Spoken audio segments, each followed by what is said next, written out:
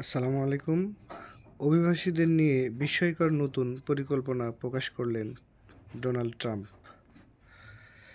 ৩০,০০০ অভিবাসীকে কুখ্যাত গুয়ান্তনামো বেতে রাখার পরিকল্পনা ট্রাম্পের।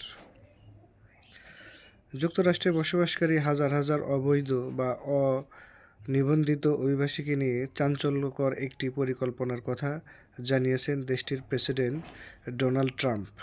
তিনি জানিয়েছেন, হাজারো শরণার্থীকে কিউবার গুয়ান্তনামো বে এলাকায় বন্দিশালায় আটকে রাখা হবে। বুধবার ২৯শে জানুয়ারি ট্রাম্প ঘোষণা করেন, তিনি একটি নির্বাহী আদেশে সই করার সিদ্ধান্ত নিয়েছেন। নতুন এই নির্বাহী আদেশ মতে ৩০,০০০ শরণার্থীকে গুয়ান্তনামো বে জেলে পাঠানোর জন্য সেখানে শরণার্থী শিবির তৈরির নির্দেশ দেবেন তিনি। ট্রাম্প জানান, সামরিক ও নিরাপত্তা মন্ত্রণালয়কে এই নির্দেশ দেওয়া হবে। তিনি জানান, গুয়ান্তনামো বে জেলে যে শরণার্থী শিবির তৈরি করা হবে সেখানে অপরাধপ্রবণ শরণার্থীদের রাখা হবে, যা মার্কিন নাগরিকদের জন্য ভয়ের কারণ হতে পারে। ট্রাম্প এসব ব্যক্তিদের অবৈধ এলিয়েন বলে অভিহিত করেছেন।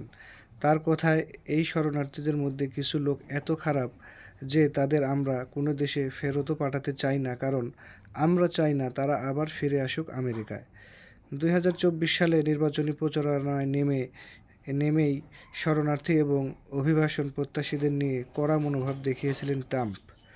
জানিয়েছিলেন, ক্ষমতায় এলে তাদের বিরুদ্ধে কড়া ব্যবস্থা নেওয়া হবে, পাশাপাশি সীমান্তে নিরাপত্তা নিশ্চিত করা হবে। বস্তুত ক্ষমতা আসার পরেই একের পর এক বিতর্কিত এবং কড়া সিদ্ধান্ত নিচ্ছেন ট্রাম্প। শরণার্থীদের নিয়ে মার্কিন সামরিক বাহিনীর বিমান বিভিন্ন উড়ে যাচ্ছে, শরণার্থীদের হাতকড়া পরিয়ে প্লেনে তোলা হচ্ছে, যা নিয়ে ইতিমধ্যেই বিভিন্ন দেশে তীব্র বিতর্ক শুরু হয়েছে।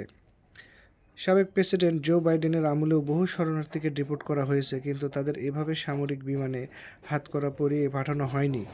ট্রাম্পের এবারের সিদ্ধান্ত বিশ্বজুড়ে আরও বিতর্ক সৃষ্টি করবে বলেই মনে করছেন বিশেষজ্ঞরা।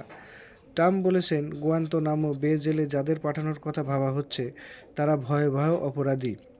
অন্য দেশে ডিপোর্ট করলে তারা আবার ফিরে আসবে না এমন নিশ্চয়তা নেই, তাই তাদের গুয়ান্তনামো বে জেলে পাঠানোর কথা ভাবা হচ্ছে। বিতর্কিত গুয়ান্তনামো বে 9/11-এর পর গুয়ান্তনামো বে জেল তৈরি করা হয়েছিল। মূলত সন্ত্রাসীদের জন্য তৈরি সেই জেলে বহু মানুষকে বিনা বিচারে আটক রাখা হয়েছিল বলে অভিযোগ।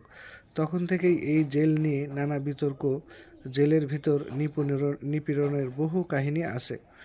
ধন্যবাদ।